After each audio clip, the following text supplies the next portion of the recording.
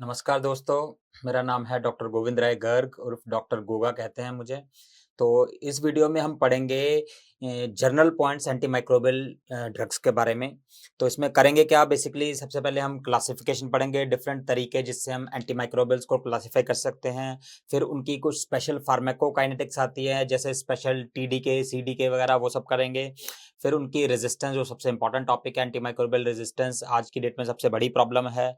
Pseudo membranous colitis एक और important topic. और लास्टली एंटीबायोटिक्स में बहुत सारी जगह पे आपको ये याद करना इंपॉर्टेंट होता है कि कौन सी एंटीबायोटिक कौन सी ऑर्गेनिज्म में काम नहीं करती। करती है तो सब पढ़ाते हैं, मैं आपको पढ़ाऊंगा ये काम नहीं करती, और वो इंपॉर्टेंट होगा एमसीक्यूज के लिए। ठीक है, तो डिस्कस करते हैं, स्टार्ट करते हैं हम क्लासिफिकेशन से। एंटी माइक्रोबियल ड्रग्स को नाम से पता लग रहा है, एंटी माइक्रोबियल मतलब जो माइक्रो ऑर्गेनिजम्स के अगेंस्ट दवाइयां हैं उनको एंटी माइक्रोबियल बोलते हैं। तो एंटी माइक्रोबियल को क्लासिफाई करने के बहुत सारे तरीके हैं। सबसे पहला तरीका कि हम उसको ऑर्गेनिज्म के हिसाब से क्लासिफाई कर सकते हैं कि कौन से तरह का ऑर्गेनिज्म को अटैक करते हैं, मारते हैं या ग्रोथ को रोकते हैं। जैसे एंटी बैक्टीरियल हो सकती, anti bacterial, anti fungal, anti parasitic, या जैसे मलेरिया तो एंटी मलेरियल बोल दो, एंटी पैरासिटिक हो गई, एंटी वायरल हो गई। तो इस तरीके से क्लासिफाई कर सकते हैं, किस तरह के ऑर्गेनिजम्स को अटैक करते हैं उसके हिसाब से हो गया। दूसरा क्लासिफिकेशन उनके केमिकल स्ट्रक्चर के हिसाब से हो गई। ये वाली क्लासिफिकेशन ज्यादातर बुक्स में होती है, केमिकल स्ट्रक्चर के हिसाब से। जैसे हम कहते हैं वो बीटा लैक्टम्स हो सकती हैं, पेनिसिलिन वगैरह हो सकती हैं बीटा लैक्टम्स, या फिर अमाइनो ग्लाइकोसाइड्स हो सकती हैं, या टेट्रासाइक्लिन्स हो सकती हैं। ये सारी केमिकल स्ट्रक्चर के बेसिस पे क्लासिफिकेशंस हैं, केमिकल स्ट्रक्चर। देन हम उनको ऐसे भी क्लासिफाई कर सकते हैं कि कहाँ से मिली हैं, सोर्स के हिसाब से। तो ग्रॉसली सोर्स के हिसाब से दो तरह की दवाइयाँ हो सकती हैं। एक जो बैक्टीरिया से या माइक्रो ऑर्गेनिज्म से मिली है, माइक्रो ऑर्गेनिज्म से मिली है, और दूसरी माइक्रो ऑर्गेनिज्म से नहीं मिली, कहीं और सोर्स से मिली है। अगर वो माइक्रो ऑर्गेनिज्म से मिलती है तो उसको हम कहते हैं एंटीबायोटिक, और अगर नहीं मिलती तो नॉन एंटीबायोटिक, नॉन एंटीबायोटिक। तो एंटीबायोटिक और नॉन एंटीबायोटिक, ये कॉमनली हम लोग कंफ्यूज हो जाते हैं कि एंटीबायोटिक या एंटीमाइक्रोबियल तो एक ही बात है।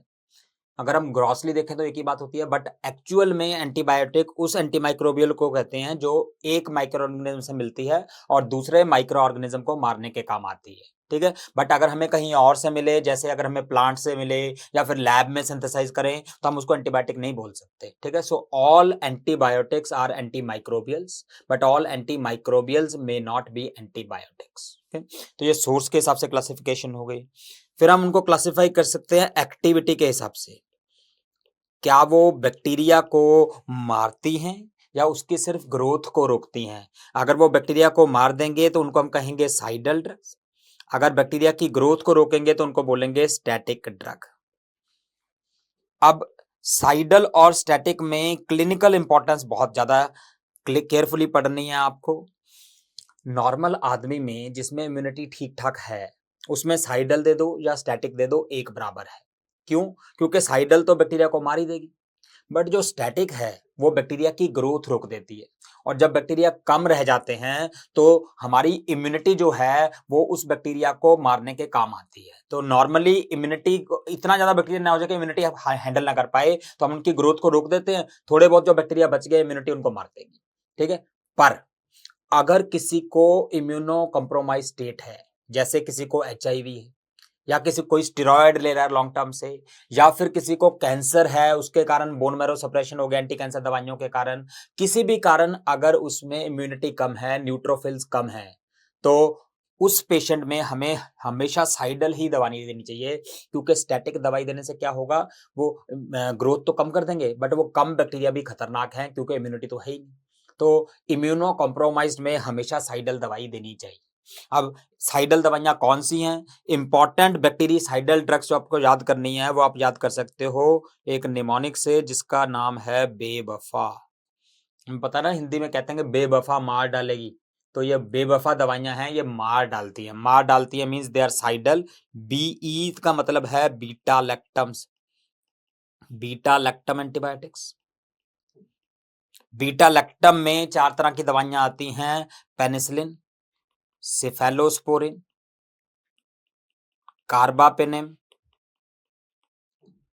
और मोनोबैक्टम। बेसिकली पेनिसिलिन, जिस भी दवाई के नाम में सिलिन आएगा वो पेनिसिलिन हो जाएगी। सेफेलोस्पोरिन, जिसका भी नाम सेफ से शुरू होगा वो सेफेलोस्पोरिन होगी। कार्बापेनेम, जिसका भी नाम पेनेम में खत्म होगा वो कार्बापेनेम होगी। और मोनोबैक्टम एक ही दवाई है, एजेट्रियोनम। इनका बारे में बाद में पढ़ेंगे, ठीक है। तो बीई से बीटा लैक्टम हो गया, वीए से हो गया वैंकोमाइसिन, वीए से हो गया वैंकोमाइसिन, वैंकोमाइसिन। देन एफ से हो गया फ्लोरोक्विनोलोन्स, जिसका नाम फ्लॉक्सासिन में खत्म होता है। और ए से मतलब हो गया अमाइनो ग्लाइकोसाइड, जैसे जेंटामाइसिन वगैरह हो गया। तो ये मेन साइडल दवाइयां हैं। बाकी ज्यादातर दवाइयां स्टैटिक्स होती हैं। स्टैटिक दवाइयों में मेनली आते हैं प्रोटीन सिंथेसिस इनहिबिटर्स। ज्यादातर प्रोटीन सिंथेसिस इनहिबिटर्स स्टैटिक होते हैं। जैसे एग्जांपल्स होगी टेट्रासाइक्लिन्स, क्लोरामफेनिकोल,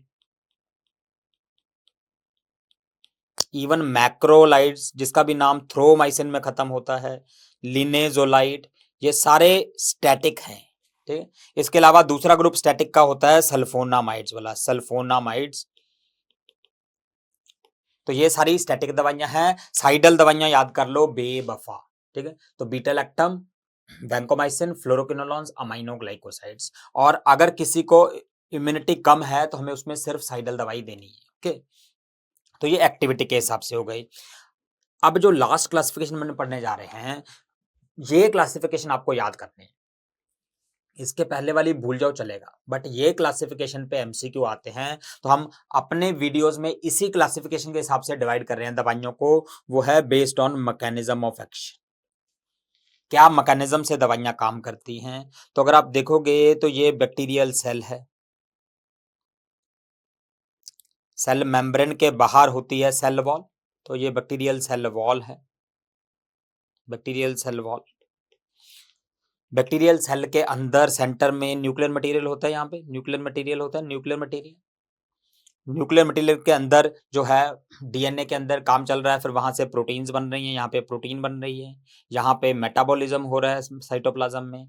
तो दवाइयाँ कैसे काम कर सकती हैं, अगर आप देखो, सबसे बाहर ड्रग में inhibit cell wall synthesis, cell wall synthesis को रोक सकती है। फिर उसके बाद द ड्रग में एक्ट ऑन मेम्ब्रेन, दवाइयां मेम्ब्रेन पे काम कर सकती। उसके अंदर चले जाओ तो दवाइयां मेटाबॉलिज्म को रोक सकती हैं, एंटी मेटाबोलाइट्स कह सकते हैं, मेटाबॉलिज्म पे काम कर सकती हैं। और अंदर चले जाओ तो डीएनए आ गया, तो दवाइयां डीएनए पे काम कर सकती हैं, पर्टिकुलरली डीएनए गायरेज इनहिबिटर्स पढ़ेंगे। और लास्टली बिल्कुल अंदर चले जाओ तो प्रोटीन सिंथेसिस रुक सकती है, द ड्रग में इनहिबिट प्रोटीन सिंथेसिस। तो 5 तरह की दवाइयां हम पढ़ेंगे अपने सब्सिक्वेंट वीडियोस में। हम क्लासिफाई ऐसे ही करेंगे, drugs acting on sale wall, drugs acting on membrane, drugs acting on metabolism, drugs acting on DNA, drugs acting on protein synthesis, ठीक है। तो हम सब्सिक्वेंट वीडियोस में ये डिटेल में पढ़ेंगे कौन सी दवाई क्या करती है। आपको ये क्लासिफिकेशन आनी चाहिए क्योंकि एग्जाम में क्वेश्चन मैकेनिज्म पे ही आता है, ठीक है। तो ये हो गया हमारा पहला topic, classification of anti microbial drugs, हो गया क्लासिफिकेशन। अब दूसरा जो सबसे इंपॉर्टेंट चीज है वो है anti microbial resistance, anti microbial resistance. ये सबसे बड़ी प्रॉब्लम है आज की डेट में कि हमने बहुत सारी एंटीबायोटिक बना तो ली, बट बैक्टीरिया मीटिंग करके उसके अगेंस्ट रेजिस्टेंस कर लेता है। तो एंटी माइक्रोबियल रेजिस्टेंस ग्रॉसली 2 तरीके की होती है, एक नेचुरल, एक अक्वायर्ड। नेचुरल का मतलब है शुरू से ही बैक्टीरिया उस दवाई को रेजिस्टेंट था। जैसे हम सिंपल लैंग्वेज में समझ सकते हैं कि माइकोप्लाज्मा जो है, mycoplasma will be resistant to any drug inhibiting cell wall synthesis, क्योंकि माइकोप्लाज्मा में सेल वॉल है ही नहीं। अगर सेल वॉल है नहीं तो अगर कोई दवाई इनहिबिट करती है तो इसको कोई फर्क नहीं पड़ता। तो mycoplasma is inherently resistant to cell wall synthesis inhibitors, cell wall inhibitor से रेजिस्टेंट होता है। दूसरा कैंडिडा क्रूजियाई है जो it is inherently resistant to fluconazole. ये कुछ एग्जांपल्स हैं जहां पे नेचुरल रेजिस्टेंस होती है। नेचुरल रेजिस्टेंस में हमें कोई टेंशन नहीं है क्योंकि हमें पता ही है कि दवाई काम नहीं करेगी, तो हम उसको यूज ही नहीं करेंगे। बट प्रॉब्लम आती है अक्वायर्ड रेजिस्टेंस में। अक्वायर्ड का मतलब ये है कि शुरू में बैक्टीरिया सेंसिटिव था, जैसे हम क्लोरोम्फेनिकोल देते थे, शुरू में बैक्टीरिया साल्मोनेला को मार देती थी, बट बाद में वही साल्मोनेला क्लोरोम्फेनिकोल रेजिस्टेंट हो गए। सिमिलरली स्टैफ ऑरियस में नॉर्मली पेनिसिलिन जी काम करती थी, बाद में रेजिस्टेंस हो गई। तो बाद में जो रेजिस्टेंस डेवलप होती है उसको कहते हैं अक्वायर्ड रेजिस्टेंस। ये अक्वायर्ड रेजिस्टेंस मेन प्रॉब्लम है हमारी। अब अक्वायर्ड रेजिस्टेंस के कारण क्या हो सकते हैं, मेथड्स क्या हो सकते हैं, सबसे पहले किस मेथड से ड्रग रेजिस्टेंस हो सकती है, क्या रीजंस हो सकते हैं। सबसे पहला रीजन है development of inactivating enzymes. So basically bacteria जो है वो मीटिंग करता है, मीटिंग करके वो डिसाइड करता है कि हम सिक्योरिटी गार्ड रखेंगे। सिक्योरिटी गार्ड को गन्स दे दी, तो अब जैसे ही एंटीबायोटिक आएगी गोलियां चला देंगे, एंटीबायोटिक टूट जाएगी और बैक्टीरिया बच जाएगा। ठीक है, तो बैक्टीरिया ने एंजाइम्स डेवलप कर लिए which will break the antibiotic and the drugs to which resistance occur because of enzymes are ABC. कौन सी दवाइयों को रेजिस्टेंस होती है, एबीसी को। ए से क्या है, अमाइनो ग्लाइकोसाइड्स, अमाइनोग्लाइकोसाइड्स। बी से है बीटा लैक्टम्स, बीटा लैक्टम्स। और सी से है क्लोरमफेनिकोल। तो ये तीन दवाइयां हैं जिनको कॉमनली रेजिस्टेंस होती है इनएक्टिवेटिंग एंजाइम की डेवलपमेंट होने के कारण। जैसे बीटा लैक्टामेज डेवलप हो जाता है, वो बीटा लैक्टम को तोड़ देता है। ठीक है, दूसरा है there may be altered target.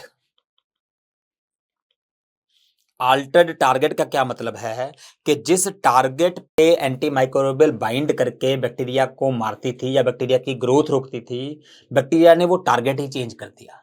जैसे ये वाली रेजिस्टेंस होती है, बहुत इंपॉर्टेंट एमसीक्यू है एमआरएसए में, मेथिसिलिन रेजिस्टेंट स्टैफ ऑरियस।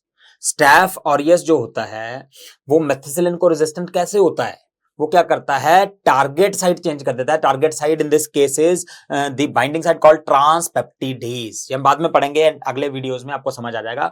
ट्रांसपेप्टिडेज एक जगह होती है जहां पे एंटीबायोटिक मेथिसिलिन वगैरह सारी एंटीबायोटिक बाइंड करके बैक्टीरिया को मारती है। जब उसने वो ट्रांसपेप्टिडेज एंजाइम को ही चेंज कर दिया तो वो रेजिस्टेंस हो जाएगी। वो एग्जांपल है एमआरएसए की। Similarly vancomycin resistance staph aureus में भी टारगेट चेंज होता है, और ज्यादातर फ्लोरोक्विनोलोन में भी टारगेट चेंज होने से रेजिस्टेंस होती है, क्योंकि बैक्टीरिया अपना डीएनए गायरेज चेंज कर देता है। ओके, तो ये हो गया अल्टर्ड टारगेट। देन तीसरा मेथड है बायोकेमिकल मेथड ड्रग रेजिस्टेंस का, development of efflux pumps. Bacteria क्या करता है, वो बाउंसर्स रख लेता है। ठीक है, जैसे ये एक बैक्टीरिया है, इसके अंदर एंटीबायोटिक गई और उसने बैक्टीरिया की ग्रोथ को रोक दिया। तो बैक्टीरिया को लगा कि ये मेरे अंदर घुस के, मेरे घर के अंदर घुस के मुझे काम नहीं करने दे रही, तो बैक्टीरिया ने बाउंसर रख लिया। उस बाउंसर ने क्या किया, उसने लात मार के बाहर फेंक दिया। जब ये बाहर निकल गई तो काम नहीं कर पाएगी, तो इस रेजिस्टेंस मेथड को कहते हैं इफ्लक्स पंप्स। और इफ्लक्स पंप से रेजिस्टेंस होती है मेनली टेट्रासाइक्लिन्स को। टेट्रासाइक्लिन्स को इफ्लक्स पंप से रेजिस्टेंस होती है। और एक और दवाई है टिगेसाइक्लिन। ऑल्दो टिगेसाइक्लिन बनाई हमने इसलिए थी कि वो इफ्लक्स पंप को रेजिस्टेंट थी, बट बैक्टीरिया आजकल इसके अगेंस्ट भी इफ्लक्स पंप्स बना लेते हैं। तो ये हो गया हमारा इफ्लक्स पंप्स वाला। फिर चौथा क्या हो सकता है, डिक्रीज इन परमिएबिलिटी हो सकती है, परमिएबिलिटी।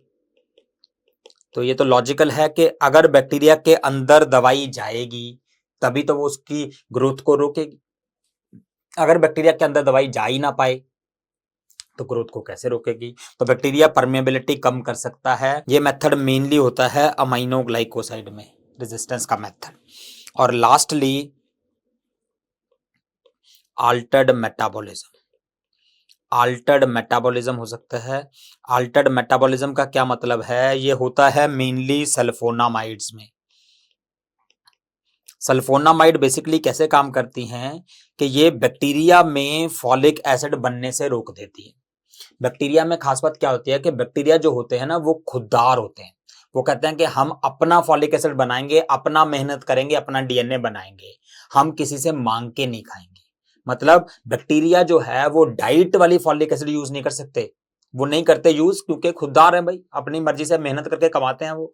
तो सल्फोनामाइड उसके इसी खुददारी पे चोट कर देती है। मतलब सल्फोनामाइड उनका फॉलिक एसिड बनना रोक देती है।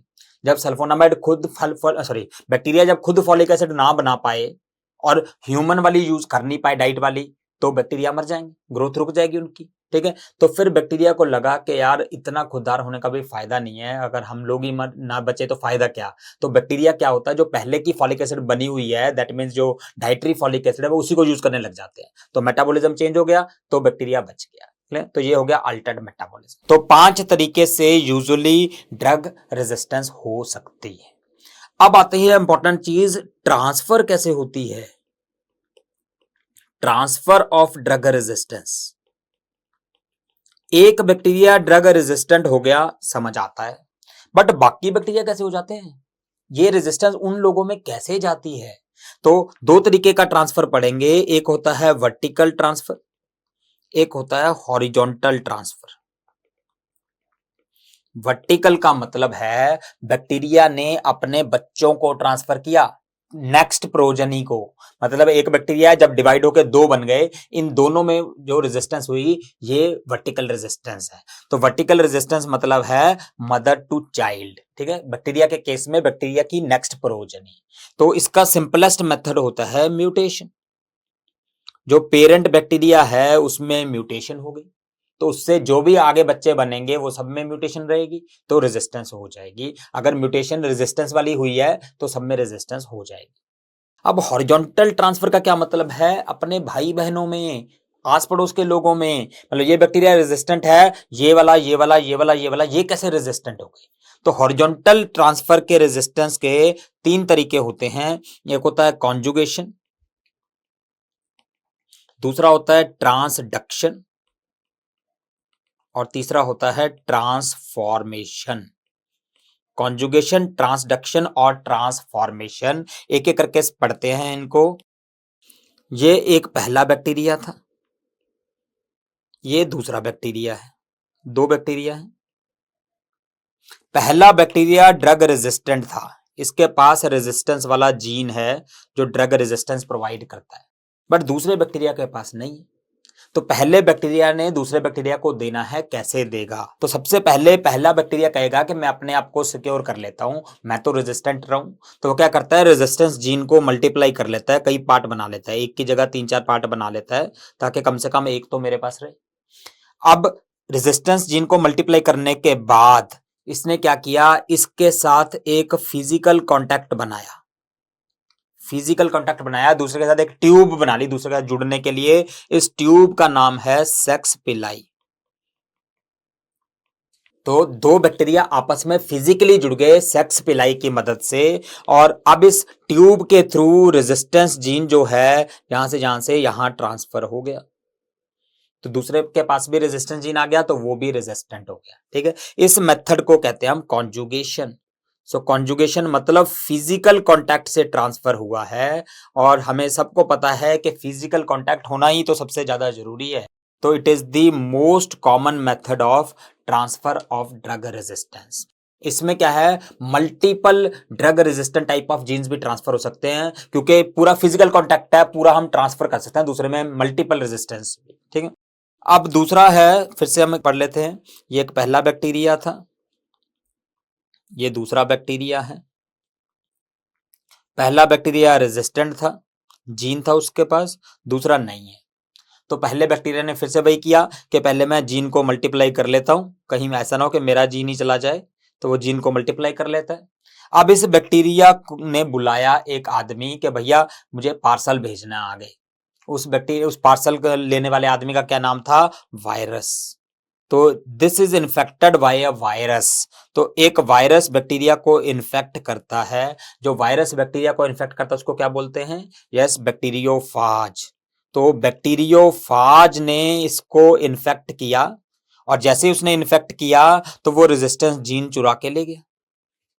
अब ये बैक्टीरियोफाज यहां से निकला और अब इसमें जाके इन्फेक्शन कर दिया, और इसमें इन्फेक्शन किया तो बैक्टीरियोफाज ने ये रेजिस्टेंस जीन इधर ट्रांसफर कर दिया। तो बेसिकली इस मेथड को कहते हैं हम ट्रांसडक्शन। ट्रांसडक्शन, ट्रांसडक्शन का मतलब है कि हमने कुरियर वाले को बुलाया, उसको बोला कि भैया ये रेजिस्टेंस जीन जाके उस भाई को दे के आना, ठीक है। तो कुरियर वाले का नाम क्या था, वायरस था या बैक्टीरियोफाज था। तो हमने कुरियर वाले को बुलाया, उसको रेजिस्टेंस जीन दिया, पैकेट दिया, और उसको बोला कि दूसरे बैक्टीरिया को दे, ठीक। अब ये होगा ट्रांसडक्शन। अब तीसरा मेथड होता है ट्रांसफॉर्मेशन। इसमें क्या है कि फिर से ये एक बैक्टीरिया था, ये दूसरा बैक्टीरिया है। पहले बैक्टीरिया में रेजिस्टेंस का जीन है, इसने वही किया, पहले से इसको मल्टीप्लाई कर लिया ताकि मेरा जीन कहीं ना चला जाए।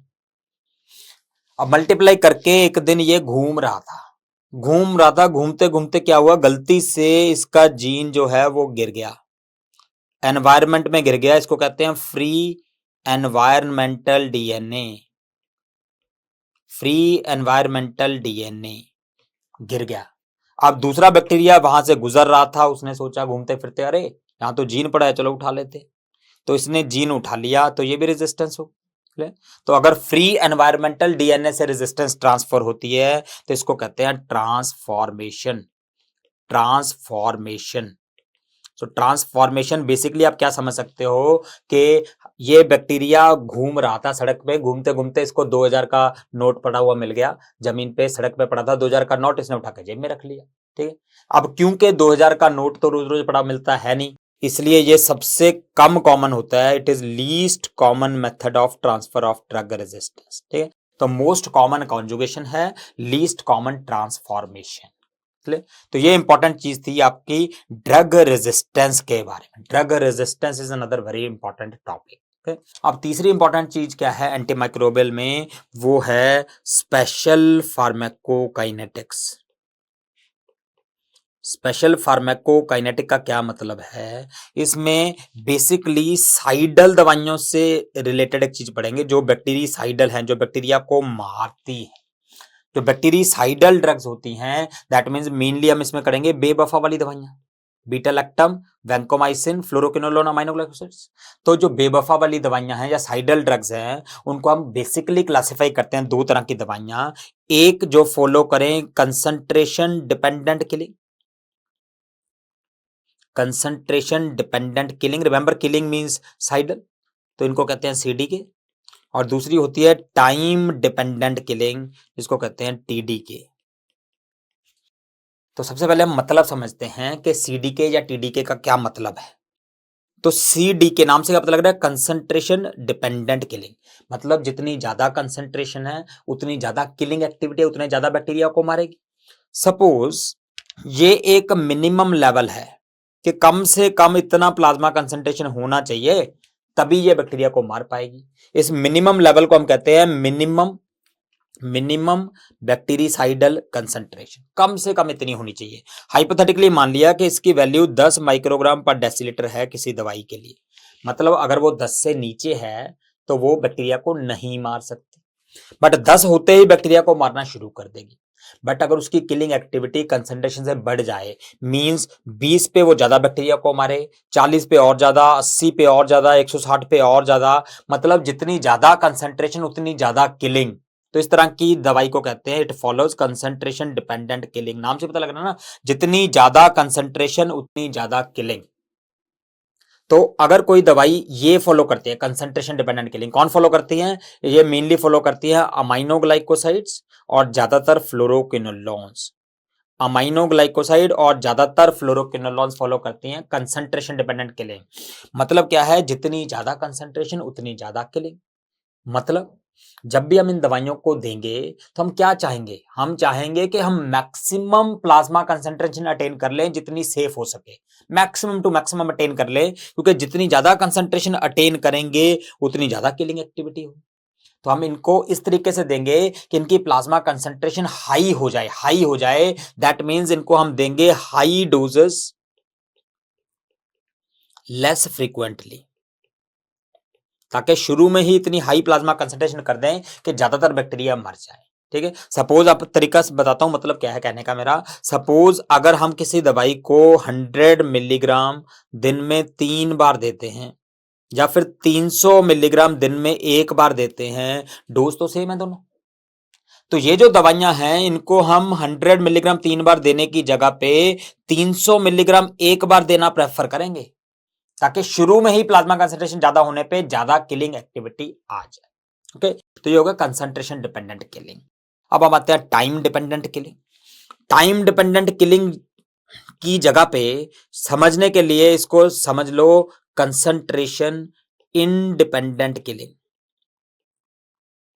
कंसंट्रेशन इंडिपेंडेंट किलिंग नाम से क्या पता लग रहा है कि किलिंग एक्टिविटी कंसंट्रेशन पे डिपेंड ही नहीं करती। ऑब्वियसली मिनिमम तो हमें चाहिए, हमने पहले भी बता दिया कि मिनिमम बैक्टीरियासाइडल कंसंट्रेशन चाहिए, अगर उससे नीचे हुई तो बैक्टीरिया को नहीं मारेगी। हाइपोथेटिकली मान लिया कि ये 10 वैल्यू है, जैसे पहले क्या है, अब प्लाज्मा कंसंट्रेशन 10 पे ये बैक्टीरिया को मारना शुरू कर देगी। बट अगर इसकी प्लाज्मा कंसंट्रेशन 20 हो जाए, 40 हो जाए, 100 हो जाए, 500 हो जाए, 1000 हो जाए, तो किलिंग एक्टिविटी में फर्क नहीं पड़ेगा, उतने ही बैक्टीरिया मारेगी, चाहे 100 है चाहे 10 है। ठीक है, तो दैट मीन्स इनकी प्लाज्मा कंसंट्रेशन ज्यादा बढ़ाने का कोई सेंस ही नहीं बनता, क्योंकि अगर ज्यादा बढ़ाएंगे तो भी उतने बैक्टीरिया मारेंगी, कम होगी तो भी उतने बैक्टीरिया मारेगी। मतलब अगर ज्यादा बढ़ाएंगे तो टॉक्सिसिटी के चांस बढ़ेंगे, बस फायदा तो कोई होगा नहीं। तो इन दवाइयों में टाइम डिपेंडेंट किलिंग क्यों कहते हैं, तो इनमें किलिंग एक्टिविटी सिर्फ इस बात पर डिपेंड करती है कि कितना टाइम वो एमबीसी से ऊपर है। टाइम, कितना टाइम एमबीसी से ऊपर है, और जितना ज्यादा टाइम एमबीसी से ऊपर है उतना ज्यादा टाइम इनकी किलिंग एक्टिविटी चलती रहेगी। क्लियर? तो इन दवाइयों को हम कभी नहीं चाहेंगे कि इतनी कंसंट्रेशन हो जाए, बट हम चाहेंगे कि हमेशा इसके ऊपर रहें, थोड़ा थोड़ा सा ऊपर। क्लियर? तो इन दवाइयों को हम देंगे मल्टीपल स्मॉल डोजेस। लॉजिकल है, क्योंकि अगर हम 100 मिलीग्राम दिन में 3 बार देंगे तो कभी भी बहुत ज्यादा भी नहीं पहुंचेगा, पर पूरा दिन मेंटेन भी रहेगा। ठीक है, और टाइम डिपेंडेंट किलिंग कौन फॉलो करते हैं, ये फॉलो करती हैं दवाइयां बीटा लैक्टम्स और वैंकोमाइसिन। बीटा लैक्टम और वैंकोमाइसिन फॉलो करते हैं टीडीके, तो नाम से याद कर सकते हो, बीटा लैक्टम एंड वैंकोमाइसिन, नाम में लिखा है बीवी फॉलो करती है टाइम डिपेंडेंट किलिंग। मतलब अगर बीवी को टाइम नहीं दोगे तो वो किल कर दे, तो बीबी जो है वो टाइम डिपेंडेंट किलिंग। ओके, तो ये हो गया हमारा टीडीके। तो सीडीके हो गया, टीडीके हो गया। अब एक और है जो आपको याद करना नहीं है, वैसे एग्जाम में पूछते नहीं है, that is called as AUC dependent killing. AUC dependent killing, इसमें किलिंग एक्टिविटी सिर्फ कंसंट्रेशन पे डिपेंडेंट नहीं है, सिर्फ टाइम पे डिपेंडेंट नहीं है, ये इन दोनों के प्रोडक्ट पे डिपेंडेंट है, जिसको कहते हैं area under the curve. So killing activity depend upon concentration multiplied by time. जब टोटल एरिया पे डिपेंडेंट हो तब उसको कहते हैं एयूसी डिपेंडेंट किलिंग, और ये फॉलो करते हैं drugs like daptomycin and the newer fluoroquinolones like moxifloxacin. इसको ज्यादा इंपॉर्टेंट नहीं देनी आपको। तो ये होगी different types of killing activity. तो ये जो फार्माकोकाइनेटिक्स हमने पढ़ी, it was applicable only to cidal drugs, क्योंकि किलिंग नाम है। बट एक और टर्म है जिसको हम कहते हैं post antibiotic effect. Post antibiotic effect लिखते हैं PAE। अगर आप इस टर्म को देखोगे तो इस टर्म में कहीं पे भी किलिंग वर्ड नहीं है, तो मतलब पोस्ट एंटीबायोटिक इफेक्ट सारी एंटीबायोटिक में लगता है, मतलब चाहे वो साइडल है चाहे वो स्टैटिक है। कॉन्सेप्ट समझते हैं, ये एक मिनिमम कंसंट्रेशन है जिसको हम मिनिमम इनहिबिटरी कंसंट्रेशन लिखेंगे अब, क्योंकि जरूरी नहीं है दवाई साइडल हो। तो मिनिमम इनहिबिटरी कंसंट्रेशन, सपोज हमने फिर से मान लिया कि 10 माइक्रोग्राम पर डेसीलीटर है, मतलब अगर किसी दवाई की कंसंट्रेशन 10 से कम हो गई तो वो काम नहीं करेगी। ठीक, जब तक 10 नहीं होगी तो काम नहीं करेगी। सपोज हमने उसकी कंसंट्रेशन 40 अटेन कर ली, तो ये बैक्टीरिया को मारना शुरू करेगी, बट थोड़ी देर बाद इसका मेटाबॉलिज्म हो जाए, मेटाबॉलिज्म होकर इसकी प्लाज्मा कंसंट्रेशन कम हो जाए। अब जैसे इसकी प्लाज्मा कंसंट्रेशन 10 से कम हुई तो इसका एक्शन रुक जाना चाहिए, क्योंकि मिनिमम 10 चाहिए थी हमें। बट 10 से कम होने के बावजूद भी कुछ टाइम तक बैक्टीरिया ग्रो नहीं कर पाते। तो ये कितना टाइम है, जितने टाइम तक बैक्टीरिया ग्रो नहीं कर पाते, यहां से जब जैसे उसकी कंसंट्रेशन कम हुई, सपोज बैक्टीरियल ग्रोथ इस पॉइंट पे जाके स्टार्ट हुई, तो ये जो टाइम है जितने टाइम तक बैक्टीरियल ग्रोथ स्टार्ट नहीं होती, even when the concentration fall below the MIC, this time is known as PAE, post antibiotic effect. So post antibiotic effect का मतलब क्या है, एग्जैक्ट डेफिनेशन होती है इसकी, persistent suppression of bacterial growth even when the plasma concentration falls below the MIC. ठीक है, हमारी लैंग्वेज में जब इसकी प्लाज्मा कंसंट्रेशन एमआईसी से नीचे हो गई, उसके बाद भी बैक्टीरिया ग्रो नहीं कर पा रहे, कितने टाइम तक नहीं कर पा रहे, उस टाइम को कहते हैं पीएई। अगर पोस्ट एंटीबायोटिक इफेक्ट 90 मिनट से कम होता है तो इसको कहते हैं शॉर्ट पीएई, और अगर 90 मिनट से ज्यादा होता है तो इसको कहते हैं लॉन्ग पीएई। अब क्वेश्चन ये है कि अगर प्लाज्मा कंसंट्रेशन एमआईसी से नीचे होने के बाद भी दवाई काम कर रही है तो फिर एमआईसी वर्ड यूज करने का सेंस क्या बनता है, मिनिमम इनहिबिटरी कंसंट्रेशन कैसे हो गया जब इससे नीचे आने के बाद भी काम चल रहा है। उसका लॉजिक ये है कि दवाई काम नहीं कर रही है, बट दवाई ने ऑलरेडी बैक्टीरिया में कुछ ऐसी चेंजेस कर दी कि उन चेंजेस को रिकवर करने में बैक्टीरिया को टाइम लग रहा है। लाइक जैसे कोई प्रोटीन सिंथेसिस इनहिबिटर था, उसने बैक्टीरिया की प्रोटीन सिंथेसिस रोक दी थी। अब बैक्टीरिया ग्रो तो तब करेगा ना जब प्रोटीन बना पाएगा, और प्रोटीन बनाने में टाइम चाहिए होगा, तो जितने टाइम तक वो प्रोटीन बनाएगा वो ग्रो नहीं कर सकता, वो टाइम पीएई। ठीक है, तो अब पीएई शॉर्ट भी हो सकता है, लॉन्ग भी हो सकता है। अब दो तरह के ऑर्गेनिजम्स हैं हमारे, ग्राम पॉजिटिव है और ग्राम नेगेटिव है। रिमेंबर, ग्राम पॉजिटिव के अगेंस्ट ऑलमोस्ट सारी दवाइयां का पीएई लॉन्ग होता है, almost all drugs have long PAE. So बेचारे ग्राम पॉजिटिव बैक्टीरिया जो होते हैं वो शरीफ होते हैं, एक बार उनको कोई डरा जाता है तो उसके बाद वो लंबे टाइम तक डरे रहते हैं। ठीक, बट ग्राम नेगेटिव नहीं है इतने आसान।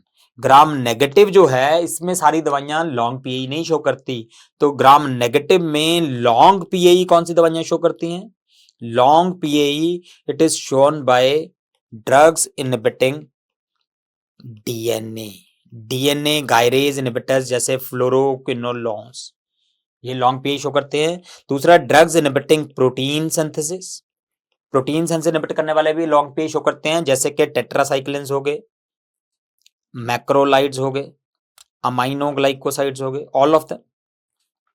एंड थर्ड, एक दवाई है जो कि सेल वॉल इनहिबिटर्स है, उसको कहते हैं हम कार्बापेनेम्स।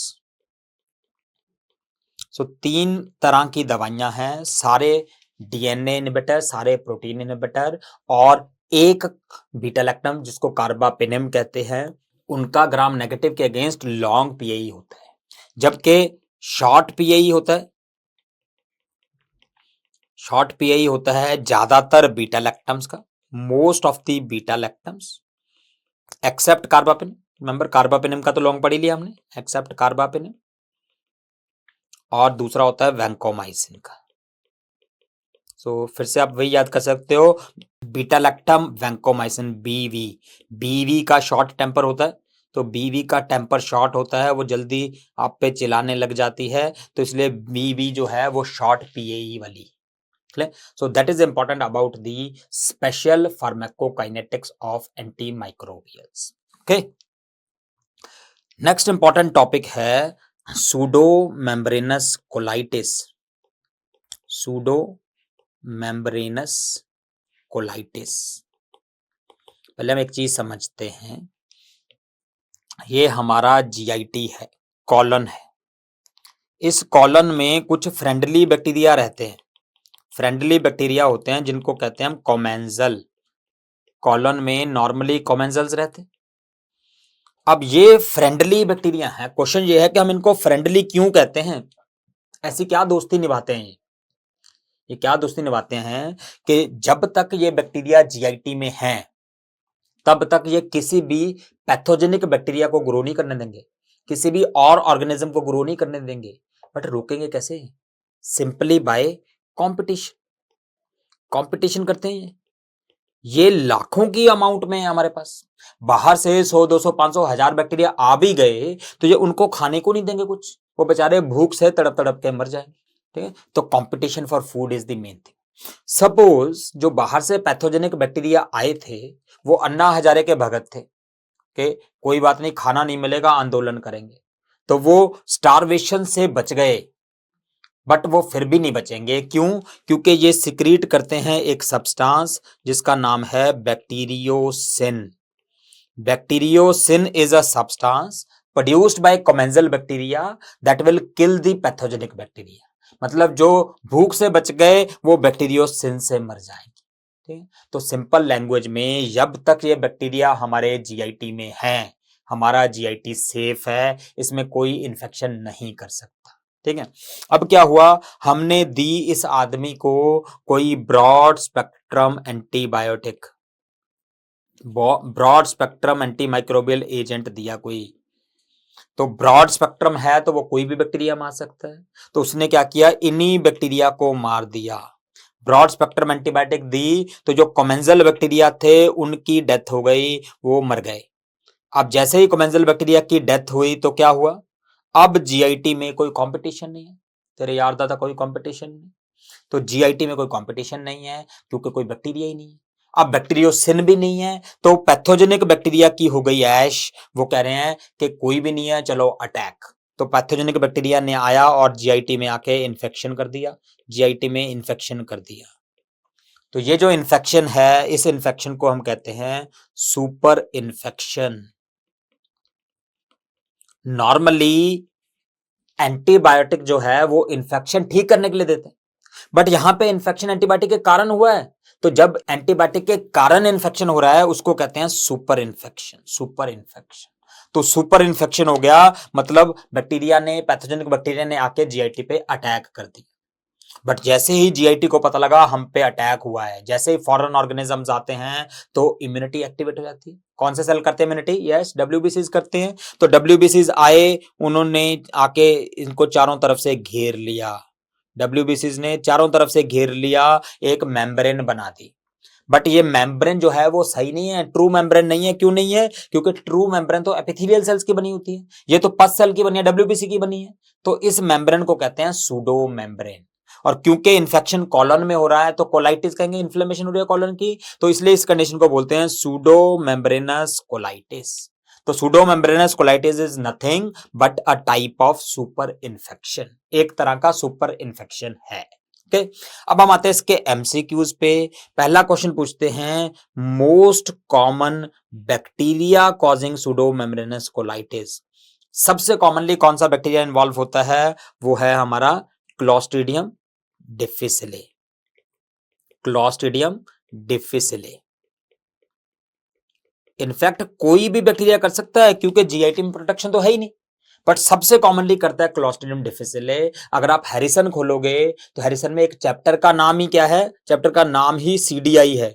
वो pseudo membranous colitis word use ही नहीं करते, वो सीडीआई कहते हैं। सीडीआई मतलब क्लॉस्ट्रीडियम डिफिसिले इन्फेक्शन। ठीक, तो CDI that means clostridium difficile infection, it is the most common bacteria causing pseudo membranous colitis.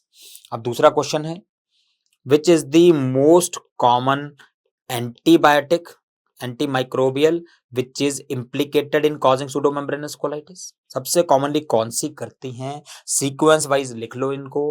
Most common cause now are third generation cephalosporins, third generation cephalosporins. Next most common now has become clindamycin. पहले clindamycin most common हुआ करता था, but इसी कारण हमने clindamycin को use करना ही बंद कर दिया, तो इसलिए अब ज्यादा कॉमन कारण थर्ड जनरेशन सेफेलोस्पोरिन हो गए।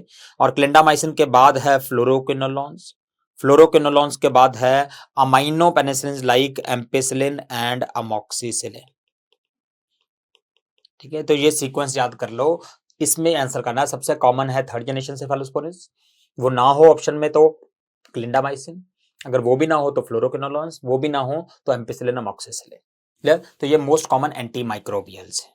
अब आया थर्ड और सबसे इंपॉर्टेंट चीज, what is the treatment? Treatment of pseudo membranous colitis. यहां पे गाइडलाइंस रिसेंटली चेंज हुई हैं। वो क्या बोलते हैं कि अब drug of choice pseudo membranous colitis के लिए है fidaxomicin. Fidaxomicin is now the drug of choice for pseudo membranous colitis. पहले क्या था?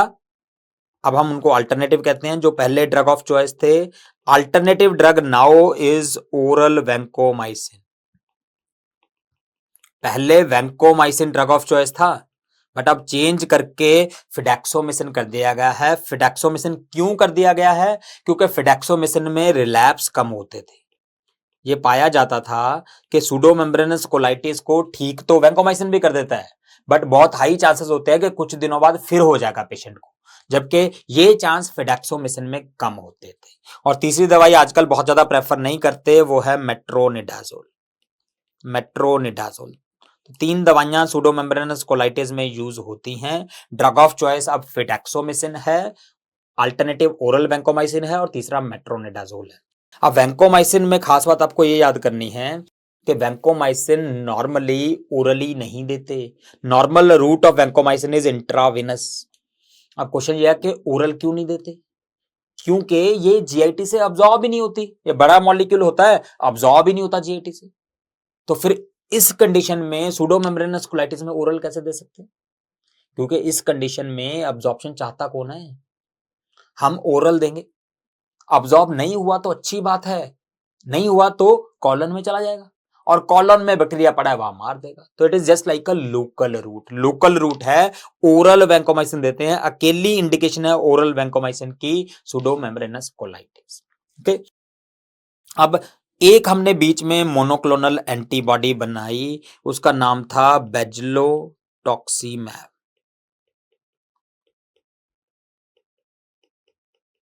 बेजलोटॉक्सीमैब। अब बेजलोटॉक्सीमैब क्या है? It is a monoclonal antibody. किसके against? Against clostridium toxin. Clostridium difficile ने किया था, तो क्लोस्ट्रीडियम डिफिसिली ने टॉक्सिन सिक्रीट करी होगी, उसी टॉक्सिन से तो प्रॉब्लम हुई है। तो क्लोस्ट्रीडियम टॉक्सिन के अगेंस्ट मोनोक्लोनल एंटीबॉडी बना ली, तो वो इसके नाम में लिखा है it is a monoclonal antibody. किसके अगेंस्ट? Against the toxin. किसकी टॉक्सिन? अगर हम छोटा सा सी लगा दें यहां पे तो ये बन जाएगा क्लोस्ट्रीडियम की टॉक्सिन। तो ये सूडोमेम्ब्रेनस कोलाइटिस में दवाई यूज कर सकते हैं bezlotoxumab. It is a monoclonal antibody against clostridium toxin. Okay, तो ये स्पेशल पॉइंट थे हमारे सूडोमेम्ब्रेनस कोलाइटिस के बारे में। अब आते हैं हम लास्ट चीज में, बट ये बहुत ज्यादा इंपॉर्टेंट है। नॉर्मली आपको ये पढ़ाने वाले बहुत लोग मिलेंगे कि इस बैक्टीरिया के लिए ये एंटीबायोटिक देते हैं, इस बैक्टीरिया के लिए ये एंटीबायोटिक देते हैं, इस बैक्टीरिया के लिए ये एंटीबायोटिक देते हैं। अब प्रॉब्लम क्या है कि एक ही बैक्टीरिया के लिए बहुत सारी एंटीबायोटिक्स हैं। जैसे एक सूडोमोनास है, सूडोमोनास के अगेंस्ट तकरीबन 30-40 एंटीबायोटिक्स यूज होती है। अब एग्जाम में क्वेश्चन आता है कि all of the following antibiotics are effective against pseudomonas except. तो इसको आंसर करने के 2 तरीके हैं। पहला कि उन 30-40 एंटीबायोटिक सबको रट लो, तो एग्जाम में क्वेश्चन आएगा तो 3 को रूल आउट कर लोगे आप, क्योंकि ये 3 इफेक्टिव हैं, चौथा आंसर हो जाएगा। ठीक। अब दूसरा क्या तरीका है? दूसरा तरीका बहुत आसान है कि आप यही याद कर लो ना कि इफेक्टिव नहीं है। एंटीबायोटिक्स में कई जगह पे ऐसे क्वेश्चन आता है यहां पे एग्जामिनर को इससे कोई लेना देना नहीं है कि कौन सी इफेक्टिव है, कौन सी है, कौन सी है, कौन सी है। एग्जामिनर सिर्फ इतना जानता चाहता है कि ये वाली दवाई काम नहीं करेगी। ठीक है, तो हम एग्जामिनर की उस नस को पकड़ रहे हैं कि विच एंटीबायोटिक इज नॉट इफेक्टिव। तो यहां पे हम क्या डिस्कस करेंगे? कौन से इन्फेक्शन में कौन सी एंटीमाइक्रोबियल इफेक्टिव नहीं है। ऑल्दो हम ड्रग ऑफ चॉइस भी पढ़ेंगे यहाँ पे, बट ड्रग ऑफ चॉइस तो इंपॉर्टेंट नहीं है, नहीं है, ज्यादा इंपॉर्टेंट है। ठीक, तो हम कौन कौन से हैं ऑर्गेनिज्म लिख लेते हैं यहाँ पे। कौन सा ऑर्गेनिज्म की बात कर रहे हैं? सबसे पहले हम ऑर्गेनिज्म की बात कर रहे हैं जो अभी अभी मैंने बोला आपको, सूडोमोनास। सूडोमोनास के अगेंस्ट ड्रग ऑफ चॉइस जो है दैट इज सेफ्टाजिडिम।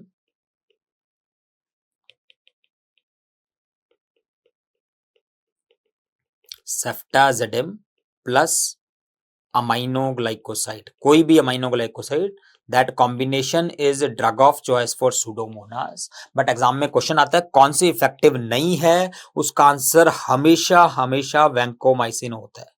रिमेंबर, वैंकोमाइसिन सिर्फ ग्राम पॉजिटिव बैक्टीरिया के अगेंस्ट इफेक्टिव होती है, ये ग्राम नेगेटिव में इफेक्टिव है ही नहीं, तो सूडोमोनास के लिए नहीं है। सूडोमोनास ग्राम नेगेटिव है। ओके, दूसरा आता है हमारा एमआरएसए के methicillin resistant staph aureus. Remember the drug of choice for MRSA is vancomycin. Vancomycin drug of choice है, ध्यान रखना। वैंकोमाइसिन एमआरएसए के लिए ड्रग ऑफ चॉइस है, बट सूडोमोनास में नहीं देते। तो एमआरएसए में इफेक्टिव कौन सी नहीं है, इसमें क्वेश्चन आता है any beta lactam is not effective. Any beta lactam is not effective against MRSA except fifth generation cephalosporins. Fifth generation cephalosporins अकेली बीटा लैक्टम है जो एमआरएसए में काम आती हैं, बाकी बीटा लैक्टम काम नहीं आती। फिफ्थ जनरेशन सेफेलोस्पोरिन बाद में हम पढ़ेंगे, सेफ्टिबाइप्रोल, सेफ्टारोलिन वगैरह हैं, ठीक है, बाकी काम नहीं आती। तीसरा enteric fever, salmonella, enteric fever caused by salmonella. Drug of choice क्या है? Ceftriaxone. Drug of choice for enteric fever is ceftriaxone. Ceftriaxone drug of choice है। बट क्वेश्चन है कौन सी दवाई नहीं देते, इसमें हमेशा आंसर आता है अमाइनोग्लाइकोसाइड्स। रिमेंबर, अमाइनोग्लाइकोसाइड साल्मोनेला के अगेंस्ट इफेक्टिव नहीं होती हैं। देन फोर्थ क्वेश्चन आता है anaerobic bacteria. Anaerobic bacteria, anaerobes के लिए फिर से वही aminoglycosides are not effective. Not effective are aminoglycosides. Basic concept क्या है कि अमाइनोग्लाइकोसाइड को बैक्टीरिया में एंट्री के लिए ऑक्सीजन चाहिए, और जो बैक्टीरिया ऑक्सीजन यूज ही नहीं करता उनमें एंट्री नहीं कर पाएंगे, काम नहीं करेंगे, ठीक। और ड्रग ऑफ चॉइस क्या है? एनारोब्स के लिए ड्रग ऑफ चॉइस है हमारी क्लिंडामाइसिन या मेट्रोनिडाजोल। तो ज्यादातर जीआईटी के इन्फेक्शन हम मेट्रोनिडाजोल से ठीक करते हैं, बट ज्यादातर एब्सेस वगैरह जैसे लंग एब्सेस हो गई या फिर ब्रेन एब्सेस हो गई, इसको हम ठीक करते हैं clindamycin. Lung abscess, brain abscess के लिए क्लिंडामाइसिन ड्रग ऑफ चॉइस है, और जीआईटी इन्फेक्शन के लिए मेट्रोनिडाजोल ड्रग ऑफ चॉइस है। और लास्टली माइकोप्लाज्मा। जल्दी बता दो, ये तो मैं ऑलरेडी बता चुका हूं। माइकोप्लाज्मा में कौन सी दवाई इफेक्टिव नहीं होगी? Yes, any cell wall sensitive inhibitors. कोई भी सेल वॉल इनहिबिटर काम नहीं करेगी, क्योंकि माइकोप्लाज्मा में सेल वॉल है ही नहीं। और सेल वॉल इनहिबिटर्स की मेन दवाइयां कौन सी हैं? बीटा लैक्टम है और वैंकोमाइसिन है। बीटा लैक्टम और vancomycin, they are not for mycoplasma. Drug of choice क्या है माइकोप्लाज्मा में? Azithromycin. Azithromycin drug of choice. तो ये 5 कंडीशन है, यहां पे नॉट इफेक्टिव याद करना ज्यादा इंपॉर्टेंट है। एक बार रिवाइज करवा देता हूं। सूडोमोनास के अगेंस्ट वैंकोमाइसिन नहीं है, एमआरएसए के अगेंस्ट बीटा लैक्टम्स नहीं है, एंट्रिक फीवर के अगेंस्ट अमाइनोग्लाइकोसाइड नहीं है, एनारोब्स के अगेंस्ट भी अमाइनोग्लाइकोसाइड नहीं है, और माइकोप्लाज्मा के अगेंस्ट बीटा लैक्टम या वैंकोमाइसिन नहीं। Okay, so that is important about the 5 special things about the general considerations in antimicrobials. अब हम क्विकली रिवाइज कर लेते हैं हमने क्या क्या पढ़ा इस चैप्टर में। सबसे स्टार्टिंग में हमने क्लासिफिकेशन पढ़ी एंटीबायोटिक्स की, और सबसे इंपॉर्टेंट आपको याद करनी है classification based on mechanism of action. फिर हमने उसके बाद पढ़ा एंटीमाइक्रोबियल रेजिस्टेंस के बारे में। हमने पढ़ा कि अक्वायर्ड रेजिस्टेंस ही मेन प्रॉब्लम होती है, और अक्वायर्ड रेजिस्टेंस के मेथड्स क्या होते हैं, जैसे बैक्टीरिया एंजाइम डेवलप कर सकता है, या परमेबिलिटी कम कर देता है, या टारगेट चेंज कर लेता है। और दूसरा वो ट्रांसफर कैसे होती है, पर्टिकुलरली हॉरिजॉन्टल ट्रांसफर। कॉन्जुगेशन जो होता है कनेक्शन, फिजिकल कनेक्शन से होता है। ट्रांसडक्शन जो होता है वो कुरियर दे देता है वायरस को ले जाने को, और ट्रांसफॉर्मेशन जो होता है वो फ्री 2000 का नोट मिल जाता है गली में पड़ा हुआ, ठीक है। ये हो गया रेजिस्टेंस के मेथड्स। देन तीसरा हमने पढ़ा था स्पेशल फार्माकोकाइनेटिक्स। उसमें बेसिकली टीडीके सीडीके पता होना चाहिए। TDK time dependent, CDK concentration dependent, TDK is followed by beta lactams and vancomycin, ठीक है। और उसके बाद हमने पढ़ा pseudomembranous colitis. Pseudomembranous colitis super infection है, ये एंटीबायोटिक के यूज के कारण होता है। सबसे कॉमनली अब थर्ड जनरेशन सेफेलोस्पोरिन करती है, और इसमें ड्रग ऑफ चॉइस अब फिडैक्सोमिसिन हो गया है। और लास्टली अभी पढ़ा कौन से ऑर्गेनिजम्स में कौन सी दवाइयां काम नहीं करें, ये बहुत इंपॉर्टेंट है। ओके, तो ये इंपॉर्टेंट पॉइंट्स थे। अब हम क्विकली कुछ क्वेश्चंस डिस्कस कर लेते हैं। A female patient was treated with clindamycin and developed diarrhea, most probably pseudomembranous colitis. Which of the following is likely organism? आसान क्वेश्चन है। Clostridium difficile. A patient was taking chemotherapy, cyclophosphamide, methotrexate, fluorouracil for treatment of breast cancer. She developed fever. Fever हो गया, and on investigation she had anemia and neutropenia. मतलब क्या है उसको? न्यूट्रोपिनिया है। Fever मतलब इन्फेक्शन है, न्यूट्रोपिनिया मतलब इम्यूनिटी डिप्रेस्ड है। Which antimicrobial is not indicated? Not indicated का क्या मतलब है? कौन सी दवाई नहीं देंगे इसमें। नहीं देंगे का क्या मतलब है कि वो कौन सी देंगे, बेसिकली ऐसे पेशेंट में कौन सी दवाई देंगे? सिर्फ साइडल देंगे। तो क्वेश्चन ये पूछा गया है कि कौन सी साइडल नहीं है। पाइपरासिलिन पेनिसिलिन है, बीटा लैक्टम में साइडल है। सेफेपाइम जो है सेफेलोस्पोरिन है, सेफ से शुरू हो रहा है, ये भी बीटा लैक्टम है, साइडल है। मीरोपेनम पेनम में खत्म हो रहा है, कार्बापेनम है, ये भी साइडल है, बीटा लैक्टम है। और लिनेजोलाइड बच गया, लिनेजोलाइड प्रोटीन सिंथेसिस इनहिबिटर है, ये स्टैटिक है, तो इसलिए इसको यूज नहीं करेंगे इस पेशेंट में क्योंकि इसमें इम्यूनिटी कॉम्प्रोमाइज्ड है। ओके, तो ये कुछ इंपॉर्टेंट क्वेश्चंस थे। मैं आपको क्या मैसेज देना चाह रहा हूं कि अगर आपको आगे बढ़ना है, आपको अपनी जिंदगी सुधारनी है या फिर आपको कहना कि जिंदगी को कंट्रोल करना है, तो किसी और से कंपटीशन मत करो, खुद से कंपटीशन करो। हमेशा आपका जो नेक्स्ट डे होता है वो पिछले दिन से बेटर होना चाहिए, आप बेटर इंसान होने चाहिए हर डे। ठीक है, so if you want to be at the forefront of the life then try to make yourself better every day then yesterday. अगर आप रोज रोज रोज रोज सुधरते जाओगे तो लाइफ जो है बहुत आसान होती जाएगी। Thank you very much.